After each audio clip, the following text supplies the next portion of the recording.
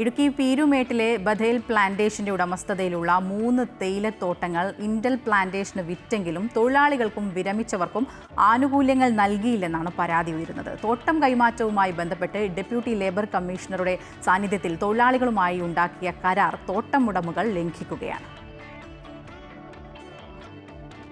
പീരുമേട്ടിലെ Bethel പ്ലാന്റേഷന്റെ തേയിലത്തോട്ടം കൈമാറ്റവുമായി ബന്ധപ്പെട്ട് June 7-നാണ് deputy labour ഓഫീസറുടെ സാന്നിധ്യത്തിൽ തൊഴിലാളികൾക്ക് നൽകേണ്ട ആനുകൂല്യങ്ങൾ സംബന്ധിച്ച് കരാർ ഒപ്പിട്ടത്. ജൂൺ 30 വരെയുള്ള ശമ്പള കുടിശ്ശിക, ശമ്പളത്തിൽ നിന്ന് പിടിച്ച സൊസൈറ്റി ലോൺ തിരിച്ചടവുകൾ, ലീവ് കാശ്, കമ്പിളിക്കാശ്, മറ്റ് കുടിശ്ശികകൾ എന്നിവ ജൂലൈ 30-നകം ബഥേൽ പ്ലാന്റേഷൻ നൽകണമെന്നായിരുന്നു കരാർ.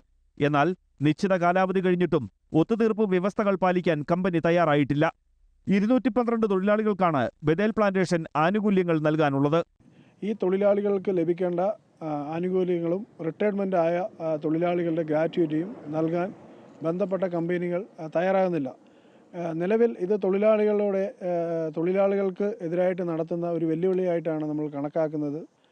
ലേബർ ഓഫീസ് അല്ലെങ്കിൽ ഡെപ്യൂട്ടി ലേബർ ഓഫീസർ ഇതിനകത്ത് ഒരു തീരുമാനവും അല്ലെങ്കിൽ ഈ കരാർ ലംഘനത്തിനെതിരായി ഒരു മറുപടിയും പറയാൻ സാധിക്കുന്നില്ല. തൊഴിലാളികൾക്ക് ആനുകൂല്യങ്ങൾ നൽകാമെന്ന ഉറപ്പിലാണ് എസ്റ്റേറ്റ് കൈമാറ്റ നടപടികൾ പൂർത്തിയാക്കിയത്.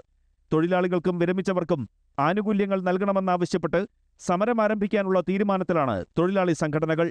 MC Boban, Amrita news, Idukki.